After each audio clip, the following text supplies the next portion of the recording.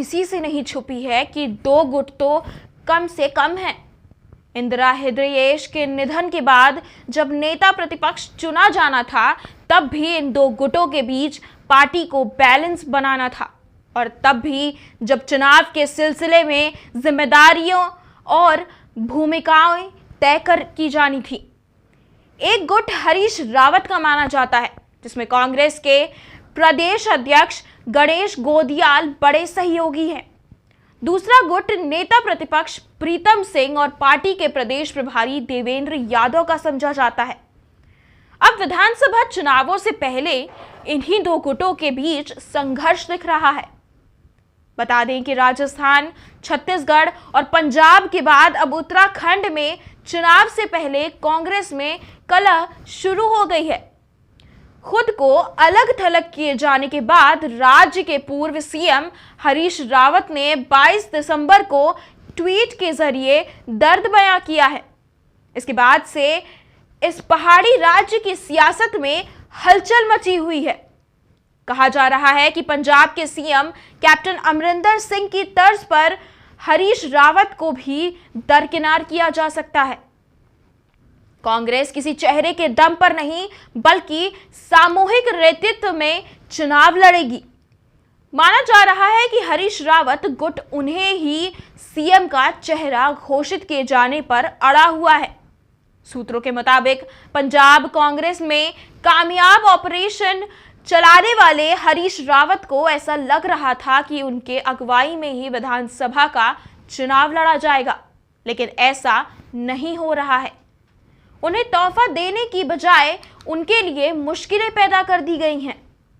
कांग्रेस आलाकमान के इशारे के बाद रावत गुट के विरोधियों और खास तौर पर नेता प्रतिपक्ष प्रीतम सिंह को ज्यादा अहमियत दी जा रही है। रावत के करीबी किसी भी नेता को संगठन में जगह नहीं दी जा रही है।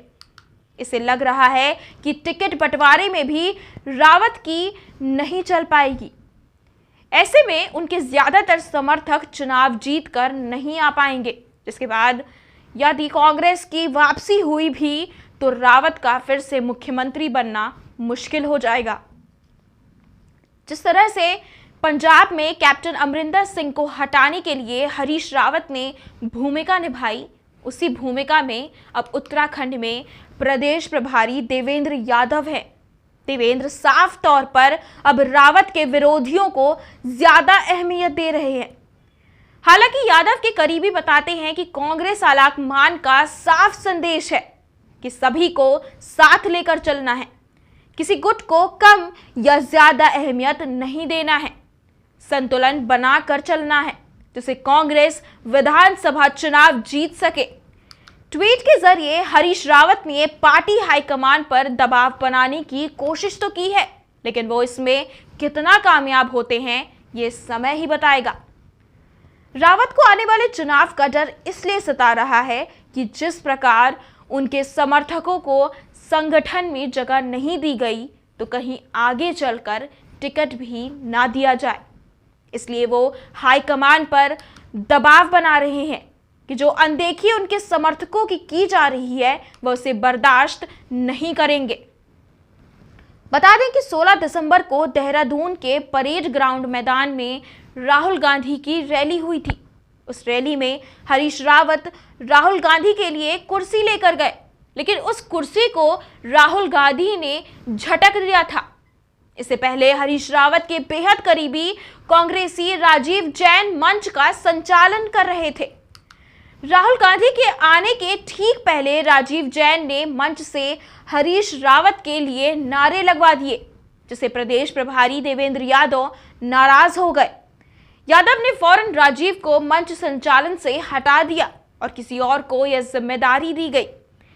जब पंजाब में नवजोत सिंह सिद्धू और कैप्टन के बीच घमासान हुआ, तो उस वक्त पंजाब कांग्रेस के प्रभारी हरीश रावत ही थे। तब रावत ने हाईकमान से बात करके ही अमरिंदर सिंह को मुख्यमंत्री पद से हटवाया था। इसलिए कैप्टन ने रावत पर तंज भी कसा है।